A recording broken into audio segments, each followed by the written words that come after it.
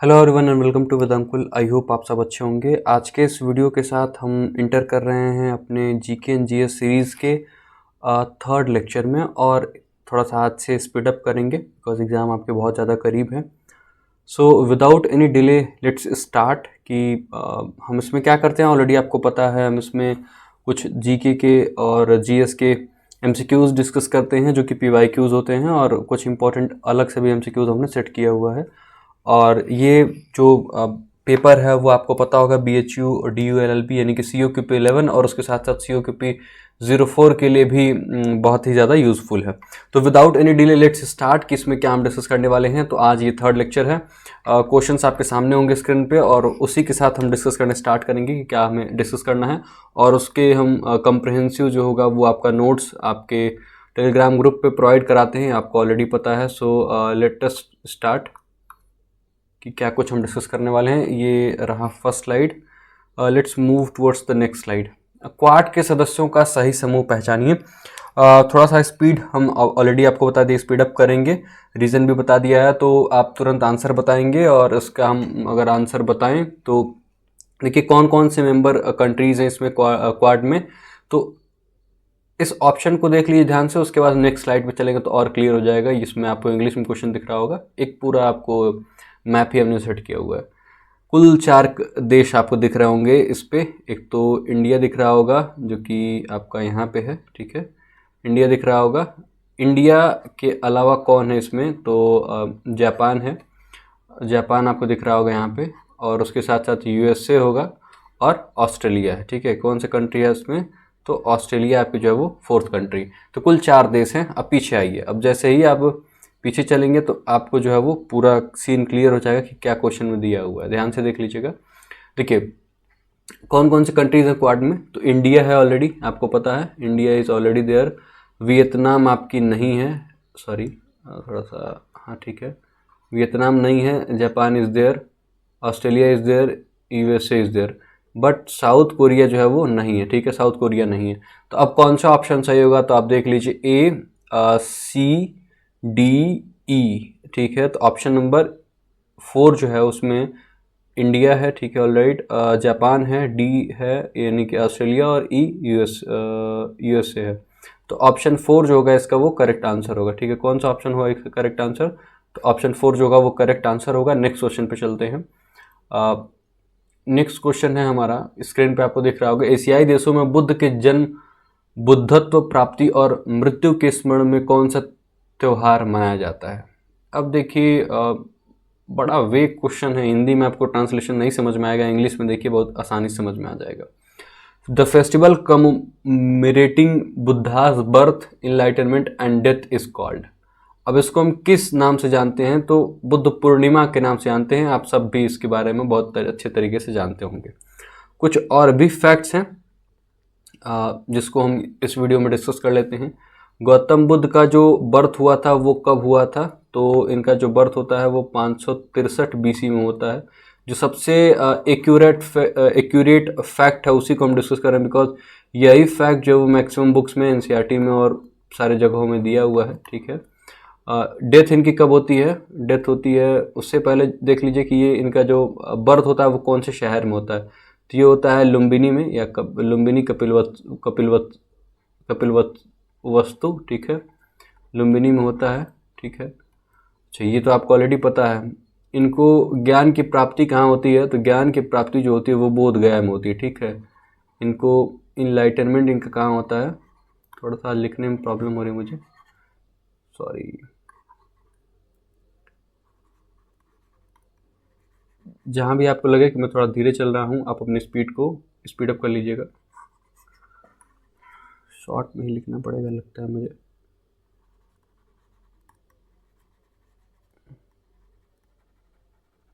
Enlightenment कहाँ हुआ था, तो बोध गया में हुआ था, ठीक है, बिहार में पड़ता है। फर्स्ट अपना सरमन यानी कि स्पीच इन्होंने कहाँ दिया था, सब बेसिक फैक्ट है बट फिर भी बताते चले जिससे आपका रिवाइज हो जाए, ठीक है। सारनाथ वाराणसी में पड़ता है।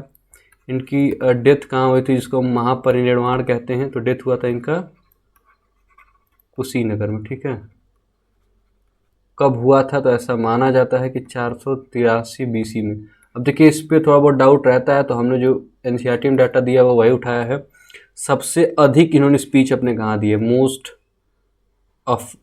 मोस्ट स्पीचेस कह लीजिए या मैक्सिमम कह लीजिए, मैक्सिमम स्पीचेस और मैक्सिमम सरमन्स कहाँ दिए इन्होंने, श्रावस्ती में दिए थे। ठीक है, मैक्सिमम नंबर ऑफ सरमन्स या स्पीचेस। ठीक है, तो आंसर क्या होगा, श्रावस्ती। कहाँ पड़ता है ये, तो यूपी में पड़ता है। ठीक है, तो इतने सारे फैक्ट्स इनके बारे में याद रखिएगा। इससे अधिक कुछ बहुत सारे फैक्ट्स पूछे नहीं जाते हैं, बेसिक बेसिक फैक्ट्स जो पूछे जाते हैं वो हमने आपको बता दिए हैं। बाकी जहाँ स्पीड में स्लो लगेगी आप अपने यूट्यूब पे अपनी स्पीड बढ़ा लीजिएगा वीडियो देखने के, तो आप आराम से देख लेंगे, कोई दिक्कत नहीं होगी। बाकी और भी बहुत सारे फैक्ट्स हैं, जैसे कि इनका जो बर्थ हुआ था तो वो शाक्य वंश में हुआ था, ये भी आपको याद रखना होगा। शाक्य वंश के राजा थे इनके पिताजी। बाकी इनके बर्थ का नाम क्या था, तो सिद्धार्थ था, आपको ऑलरेडी पता होगा। ये सारे छोटे छोटे फैक्ट्स हैं। बाकी नेक्स्ट क्वेश्चन पे चलते हैं। हिंदी में दिया हुआ है, जब प्रकाश एक माध्यम से दूसरे माध्यम में गति करता है तो द्वितीय माध्यम में प्रकाश के संचरण की दिशा बदल जाती है। देखिए प्रकाश, यहाँ आपको लाइट लगेगा, लेकिन यहाँ पे इंग्लिश वाले सेक्शन में ये लाइटिंग की बात कर रहा है। लाइटिंग मतलब जब बिजली चमकती है उसकी बात हो रही है। तो यहाँ आपको क्लियर कट समझ में आएगा कि lighting is a very rapid and massive discharge of electricity in the atmosphere. ठीक है, ये क्वेश्चन आपका कह रहा है कि लाइटिंग क्या एक प्रक्रिया है, आप सबको पता होगा। तो ये जो है वो एक मैसिव डिस्चार्ज ऑफ इलेक्ट्रिसिटी होता है इसमें, एक बहुत रैपिड डिस्चार्ज ऑफ इलेक्ट्रिसिटी होता है, एटमॉस्फेयर में बहुत तेज़ी से चमकता है। ये सब तो बिल्कुल ठीक है, लेकिन सेकंड वाले पे आइए, यानी कि फर्स्ट स्टेटमेंट जो है वो बिल्कुल करेक्ट है। ऑल राइट, इंटर क्लाउड और intra cloud lightning are invisible and harmful, तो ये सही नहीं है। अब देखिए हम आपको करेक्ट करते हैं, बताते हैं इसमें क्या इशू है। ये जो होता है ये विजिबल होता है। ठीक है, यहाँ जो होगा ये विजिबल होता है और ये हार्मफुल नहीं होता है। ठीक है, ये हार्मफुल भी नहीं होता है, यानी कि ये क्या होता है, अब इसको समझ लीजिए। यहाँ पे हम इसको करेक्ट करते हुए लिख भी देते हैं। ठीक है, ये होता है आपका नॉट हार्मफुल, ये हार्मफुल नहीं होता है। और इनविजिबल का क्या बात कह रहा है कि ये विजिबल होता है। ठीक है, सॉरी थोड़ा सा लिखने में प्रॉब्लम हो रही है, बस उसको आप प्लीज़ करेक्ट कर लीजिएगा, मतलब स्पीड बढ़ा करके। विजिबल, ठीक है। तो ये इंटर क्लाउड और इंटर क्लाउड की बात कर रही है, बिजली चमकने की बात नहीं कर रही। ठीक है, ये टाइप्स होते हैं लाइटनिंग के, इंटर क्लाउड और इंट्रा क्लाउड्स। तो ये जो होते हैं वो विजिबल होते हैं और हार्मफुल नहीं होते। तो इस तरीके से जो ऑप्शन होगा वो कौन सा करेक्ट होगा, तो ऑप्शन नंबर 3 जो होगा वो करेक्ट होगा कि statement 1 is correct but statement 2 is incorrect. Let us move towards the next slide. Next question क्या कहता है, हमें उस पर आ जाते हैं। नीचे तपेदिक यानी कि ट्यूबरक्लोसिस के संदर्भ में दो कथन दिए गए हैं। ठीक है, इनके बारे में हमें क्या करना होगा, विचार करना होगा कि क्या कुछ इनके बारे में फैक्ट्स हैं, और इन सारी चीज़ों को हम देखेंगे। देखिए, tuberculosis is caused by viruses, तो यहाँ बिल्कुल ये गलत है, वायरस के द्वारा नहीं होता है, ये आपको ऑलरेडी पता होगा, जहाँ तक मुझे उम्मीद है वायरस के द्वारा नहीं होता है। And most often affect the lungs, ये तो ठीक है, लेकिन ये होता है किसके द्वारा, तो ये होता है आपका बैक्टीरिया के द्वारा। ठीक है, तो पहली बात याद रखिए कि ये होता है बैक्टीरिया के द्वारा। पहला स्टेटमेंट ऐसा ही जो है वो रॉन्ग हो जाएगा। दूसरा है कि spread from person to person through air, तो ये स्टेटमेंट जो है वो आपका सही है। ठीक है, तो इसके अकॉर्डिंग क्या होगा, कौन सा बैक्टीरिया होता है, तो इसको भी याद रखिएगा आप लोग। तो बैक्टीरिया होती है आपकी माइकोबैक्टीरियम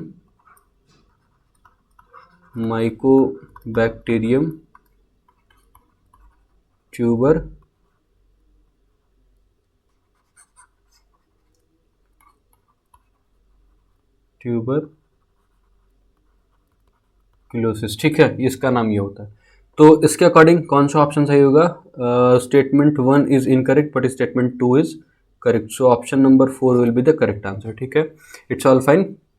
याद रखिएगा ट्यूबरक्लोसिस जो होता है वो बैक्टीरिया होता है, उस बैक्टीरिया का नाम क्या है, माइकोबैक्टीरियम ट्यूबरक्लोसिस, और इससे आपका लंग्स अफेक्ट होता है। ठीक है, और ये स्प्रेड तो करता है, एक आदमी से दूसरे आदमी में पहुंचता है जब कोई स्नीज करता है, मतलब छींकता है उसके बाद फिर ये एयर के माध्यम से होता है, कोई खांसता है, कोई छींकता है, तो उस टाइम ये जो है वो एक व्यक्ति से दूसरे व्यक्ति तक पहुंचता है। कोई गाना गा रहा है उस समय भी ये स्प्रेड हो सकता है, इस बात को याद रखिएगा। सूची का मिलान करना है। Let us move towards the fifth question कि कालिदास एक तरफ हैं, एक तरफ छत्रपति शिवाजी हैं, कौन किसका दरबारी कवि था, ऐसा समझ लीजिए। अगर आपने कभी हिस्ट्री में पढ़ा होगा तो बहुत आसानी से आप इसको अटेम्प्ट कर लेंगे। सो आप इसको अटेम्प्ट करिए, देखते हैं कि कौन इसको सही अटेम्प्ट करता है।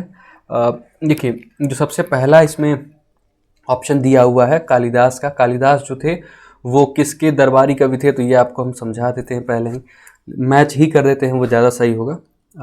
मैच करके बता देना। कालिदास जो थे वो विक्रमादित्य के दरबारी कवि थे, यानी विक्रमादित्य का ही नाम जो था वो नाम क्या था, इनका नाम था, इनको हम चंद्रगुप्त द्वितीय के नाम से जानते हैं, ठीक है। बहुत लोग कंफ्यूज होते हैं, इसलिए हमने इसको सोचा क्लियर ही कर दिया जाए, चंद्रगुप्त द्वितीय, ठीक है। अब आइए बाणभट्ट के बारे में। बाणभट्ट जो थे वो किसके दरबारी कवि थे या किसके समय के कवि हैं, ऐसा समझ लीजिए। तो आंसर होगा आपका हर्षवर्धन, ठीक है। हर्षवर्धन के बारे में आपने पढ़ा होगा। चंद्रबरदाई जो थे वो किसके टाइम के कवि हैं, तो ये हैं पृथ्वीराज रासो के। पृथ्वीराज रासो इन्होंने लिखा है, एक इनकी रचना है, महाकाव्य है, और ये पृथ्वीराज चौहान के समय के थे, ठीक है। इनकी रचना का नाम क्या है, पृथ्वीराज रासो। परमानंद जो हैं एक कवि हैं, वह किसके समय के हैं या किसके दरबारी कवि हैं, तो परमानंद जी जो हैं वो किसके हैं, किसके समय किसके दरबारी कवि हैं, तो वो छत्रपति शिवाजी के हैं, ठीक है। तो ये बात आपको आसानी से क्लियर हो जानी चाहिए। और परमानंद ने जो है वो बायोग्राफी लिखी है, किसकी बायोग्राफी लिखी है, तो इन्होंने लिखी है शिव भारत, ठीक है, शिव भारत लिखा है। और ये जो है वो छत्रपति शिवाजी का क्या है, तो बायोग्राफी है, इस बात को याद रखिएगा। बाकी चंद्रबरदाई की एक रचना है, बहुत फेमस है, उसको भी हम लिख देते हैं, पृथ्वी राज रासो, ठीक है, इसको भी याद रखिएगा। तो ऐसे मुझे लगता है कि आपको कोई दिक्कत नहीं होगी। कालिदास की बहुत सारी रचनाएं हैं, बाणभट्ट की कुछ रचनाएं हैं, उसको आप पढ़ सकते हैं, लेकिन जो हमें इंपॉर्टेंट लगा वो हमने आपको बता दी। बहुत सारी रचनाएं, उसको कभी आराम से डिस्कस कर लेंगे। बट ये सारे इंपॉर्टेंट फैक्ट्स थे। नेक्स्ट क्वेश्चन पे चलते हैं। पॉलिटी का क्वेश्चन है, इंपॉर्टेंट क्वेश्चन है। श्री शिव बारात होगा, शिव भारत होगा, सॉरी नॉट बारात, श्री शिव भारत, ठीक है। आगे चलते हैं।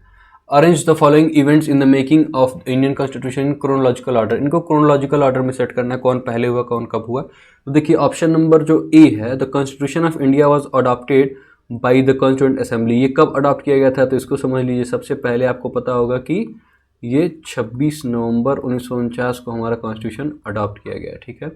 डेडलाइन समझ लेते हैं सबका, तो ज़्यादा क्लियर होगा। दूसरा है appointment of doctor Rajendra Prasad as president of the constituent assembly. तो कब इनको अपॉइंट किया गया था, तो 11 दिसंबर को। कब किया गया था, 11 दिसंबर 1946, ठीक है, 1946, ठीक है। 11th of December 1946। Adoption of objective resolution presented by Pandit Jawaharlal Nehru by the constituent assembly.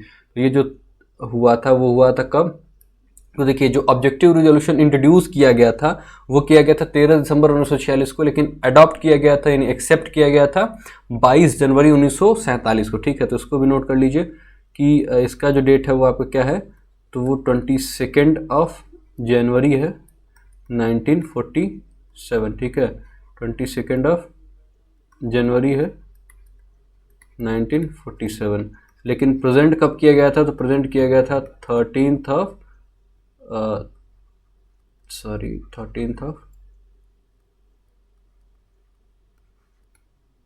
दिसंबर 1946 को। ऑल राइट, ठीक है। आगे आते हैं। Last meeting of the constituent assembly, ये कब हुई थी, तो जो लास्ट मीटिंग हुई थी वो आपकी हुई थी 24 जनवरी 1950 को हुई थी, ठीक है, 1950 को हुई थी। All fine. The constituent assembly met for the first time, ये सबको पता होगा। पहली बार जो बैठक हुई थी वो कब हुई थी, तो 9 दिसंबर 1946 को हुई थी। जब भी लगे बहुत स्लो चल रहे हैं, स्पीड आप बढ़ा लीजिएगा, ठीक है। तो इसके अकॉर्डिंग जब आप अरेंज करेंगे तो सबसे पहला इवेंट कब हुआ था, तो वो ई हुआ था, ठीक है, यानी कि the constituent assembly met for the first time 9 दिसंबर 1946 को मिली थी। बाकी इसके बाद सेकेंड इवेंट क्या आएगा, डॉक्टर राजेंद्र प्रसाद को जो है वो अध्यक्ष के रूप में चुना जाता है। तो ये जो करेक्ट आंसर होगा आपका ऑप्शन नंबर बी होगा। तो डॉक्टर राजेंद्र प्रसाद जो थे वो पहले स्थायी थे, परमानेंट चेयरमैन थे। उसके बाद ऑप्शन नंबर सी आएगा कि ऑब्जेक्टिव रेजोल्यूशन को एक्सेप्ट किया गया। फिर आपका आएगा सी हो गया, ठीक। फिर ए आएगा कि अडॉप्ट किया गया, और उसके बाद कॉन्स्टिट्यूंट असेंबली की लास्ट बैठक आएगी। तो यानी option number 3 will be the correct answer. जो टेम्पोररी चेयरमैन थे फर्स्ट, यानी फर्स्ट टेम्पोररी या फिर कह लीजिए फर्स्ट चेयरमैन, तो या फिर फर्स्ट टेम्पोररी चेयरमैन कह लीजिए या प्रेसिडेंट कह लीजिए कॉन्स्टिट्यूंट असेंबली के, तो वो कौन थे? तो सच्चिदानंद सिन्हा जो थे वो टेम्पोररी चेयरमैन थे। लेकिन परमानेंट चेयरमैन कौन बना पहली बार, या परमानेंट प्रेसिडेंट कौन बना कॉन्स्टिट्यूंट असेंबली का? तो वो थे राजेंद्र प्रसाद। जो 9 दिसंबर है ये डेट, इस दिन जो प्रेसिडेंट थे वो कौन थे? तो आपके सच्चिदानंद सिन्हा थे, ठीक है। कौन था? सच्चिदानंद, सॉरी बहुत ज़्यादा ही प्रॉब्लम हो रही है आज लिखने में, कोई बात नहीं।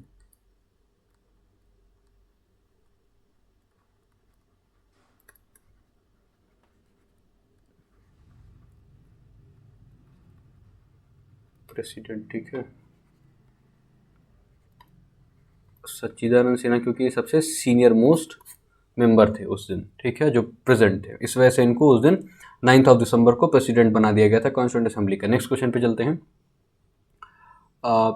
संविधान में संविधान संशोधनों के माध्यम से हुए निम्नलिखित परिवर्तनों को कालानुक्रम में व्यवस्थित कीजिए। क्रोनोलॉजिकल ऑर्डर में सेट करना है। आते हैं, बस सेम क्वेश्चन है, बस थोड़ा सा आपको टाइमिंग पता होना चाहिए कब क्या हुआ था।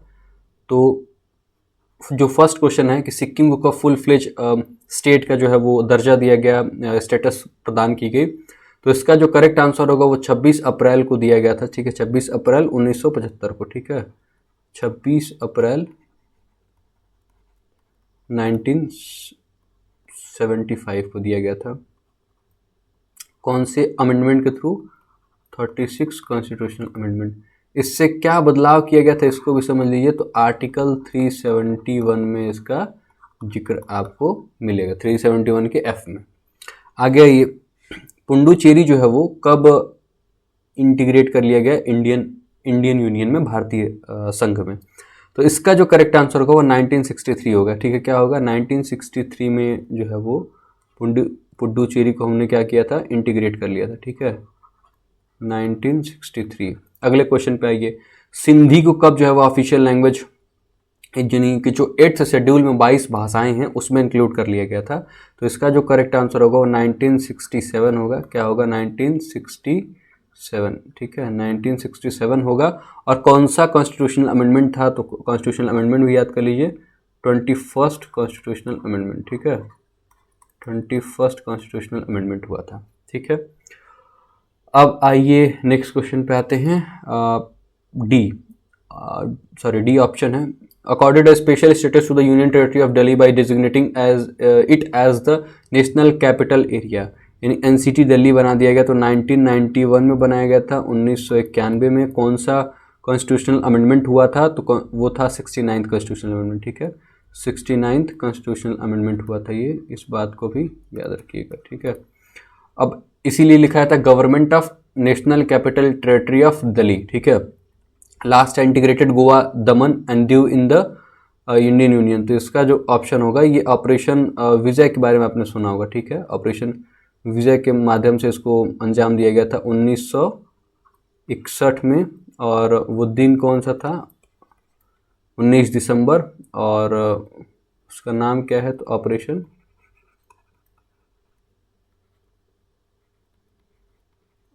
विजय, ठीक है, ऑल राइट। अब इसके बाद अब आइए सीरीज में। सबसे पहले इसमें क्या हो गया? तो 1961 में ई आएगा फर्स्ट नंबर पे, फिर बी आएगा, ठीक है, तो यानी कि ई के बाद बी ऑप्शन 3 में दिख रहा है। फिर आपका आएगा सी 1967, फिर आपका आएगा ए 1975, फिर आपका आएगा डी दैट इज 1991। तो इस तरीके से आपका एग्जैक्ट आंसर होगा। अमेंडमेंट्स इंपॉर्टेंट टॉपिक है, आपको पढ़ के जाना चाहिए। 19 दिसंबर को गोवा लिबरेशन डे भी मनाया जाता है, इस बात को अभी आपको याद रखना चाहिए, ठीक है, ऑल फाइन। उसको लिखने की ज़रूरत नहीं है, बट फिर भी मेरे ख्याल में लिख देना चाहिए मुझे, जिससे कि आपको याद रहे। गोवा लिबरेशन डे, ठीक है, Goa liberation day, all right. Next question पे आते हैं। कुचिपुड़ी, देखिए अब ये डांस से संबंधित एक क्वेश्चन है, बहुत ज़्यादा इंपॉर्टेंट है, बहुत सारे क्वेश्चन भी इससे पूछ लिए जाते हैं। Consider the following statements about the dance form of Kuchipudi. Kuchipudi is one of the 8 classical styles of Indian dance. ये बिल्कुल ठीक है, एकदम सही है, एकदम अच्छा फैक्ट है और करेक्ट फैक्ट है, ठीक है, तो it's all fine. Kuchipudi derives its roots from the ancient Indian Hindu Sanskrit text of Natya Shastra and is a dance form. ये भी बिल्कुल ठीक है, इस पर कोई डाउट नहीं है। थर्ड ऑप्शन है Kuchipudi derives it's name from a village in Tamil Nadu. ये ऑप्शन जो है वो आपका गलत है, ये होगा आपका आंध्र प्रदेश में, ठीक है। It is largely devoted to the Hindu god Shiva. नहीं, शिव को जी को नहीं ये डिवोटेड है, ये किसको डिवोटेड है, तो ये है कृष्ण जी को डिवोटेड, ठीक है। ये जो डांस है वो कृष्ण जी को डिवोटेड है। कुचिपुड़ी कहाँ का है, तो ऑलरेडी आपको पता है कि ये जो डांस है वो आपका आंध्र प्रदेश का डांस है, ठीक है। डांस बहुत फेमस टॉपिक है एनटीए का, इस वजह से आपको ध्यान रखना चाहिए। ई ऑप्शन है the dance drama has the components of धारावू। ऑल राइट है, नृत्य भी है, नृत्य एंड नाट्य, ये बिल्कुल ठीक है, तो ये भी ऑप्शन जो होगा आपका वो करेक्ट होगा। तो ए बी एंड ई आपको किस ऑप्शन में दिख रहा है, तो ऑप्शन नंबर ए में दिख रहा है, ठीक है। अब एक बात को ध्यान रखिएगा कि आंध्र प्रदेश का है, इससे संबंधित कुछ और भी बातें, लाइक आपको फर्स्ट जो यहाँ पे दिख रहा होगा वो 8 क्लासिकल डांस है, बिल्कुल ठीक है। इसमें कन्फ्यूजन होता है कि 8 क्लासिकल डांस जो होता है वो जो आपकी संगीत नाटक एकेडमी है वो कहती है कि भारत में कुल जो है वो आपके 8 आपके क्या हैं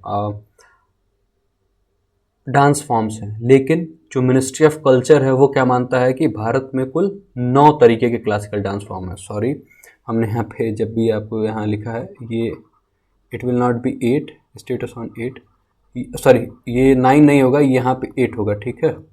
देखिए संगीत नाटक एकेडमी के अनुसार भारत में कुल 8 शास्त्रीय नृत्य की विधाएं हैं, उसका लिस्ट आपको दिख रहा होगा। भरतनाट्यम है जो कि तमिलनाडु का है, फिर उसके बाद से आपको Kathak north west and central India UP और राजस्थान का मान लीजिए मेनली। कथक कली है जो कि केरला का है। कुचिपुड़ी आंध्र प्रदेश अभी हमने डिस्कस किया।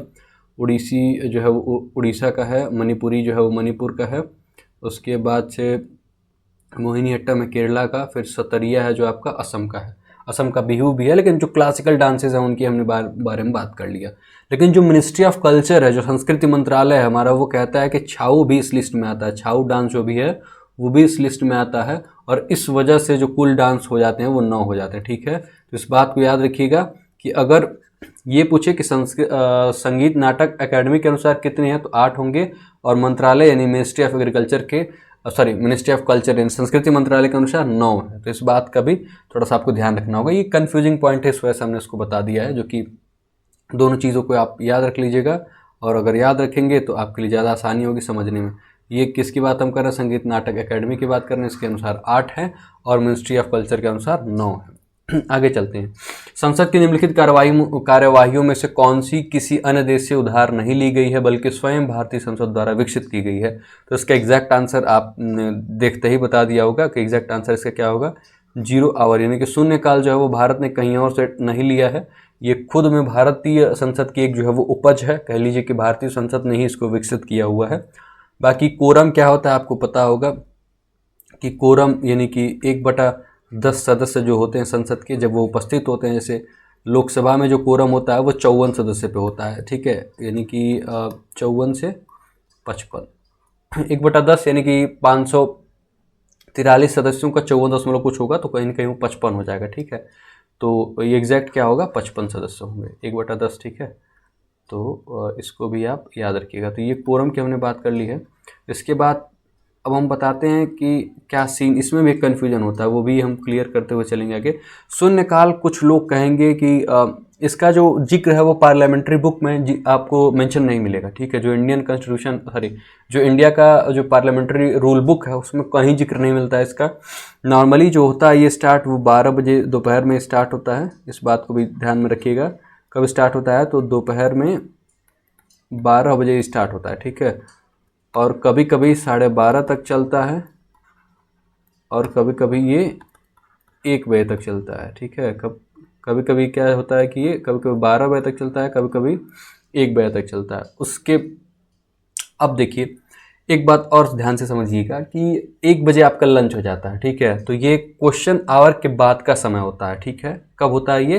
तो क्वेश्चन आवर के बाद का समय होता है। कोरम हमने आपको बता दिया, स्टार्ट क्वेश्चंस बहुत इंपॉर्टेंट नहीं है, तो इस बात को आप ध्यान रखिएगा। नेक्स्ट क्वेश्चन की तरफ चलते हैं।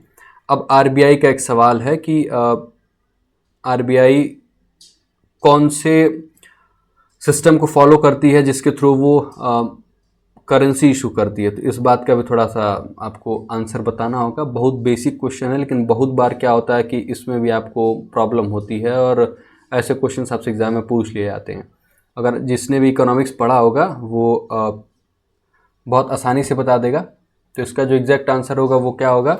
तो मिनिमम रिजर्व सिस्टम जो होता है वो इसका एग्जैक्ट आंसर होगा। इसको भी हम, लास्ट क्वेश्चन था ये आज का, मिनिमम रिजर्व सिस्टम जो होता है इसका।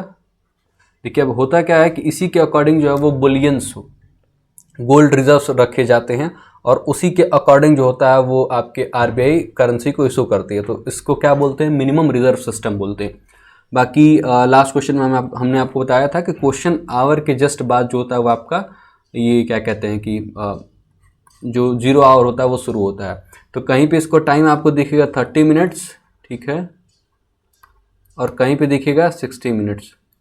तो अब ये डाउटफुल हमेशा रहा है, जैसा ऑप्शन दिखेगा उस हिसाब से आप अपना चूज़ करिएगा। यूपीपीसीएस में एक बार पूछा तो वहाँ 30 मिनट्स माना, एक जगह कहीं और हमने क्वेश्चन देखा था तो यहाँ पे मान लिया था 60 मिनट्स। तो इसलिए मैक्सिमम चांसेस हैं कि ये क्वेश्चन आपसे नहीं पूछा जाएगा। तो this was all about this video. मिलते हैं नेक्स्ट वीडियो में जल्द ही, और जो भी इसका पीडीएफ है वो आप तक टेलीग्राम ग्रुप में पहुंच जाएगा। तो इसलिए इस टेलीग्राम ग्रुप को ज्वाइन करके इंस्टाग्राम पे हम बहुत सारे क्विजेज और बहुत सारे अपडेट्स आप तक पहुंचाते रहते हैं, इसलिए उसको भी ज्वाइन करके रखिए। और वीडियो अच्छा लगा हो तो ज़रूर दूसरों तक शेयर करिएगा और चैनल को सब्सक्राइब करना भी ना भूलिएगा। तो मिलते हैं किसी और वीडियो में। अपना बेहद ख्याल रखिए। आप सभी का बहुत बहुत धन्यवाद। Thank you very much and all the best to you all for your exams. Thank you very much.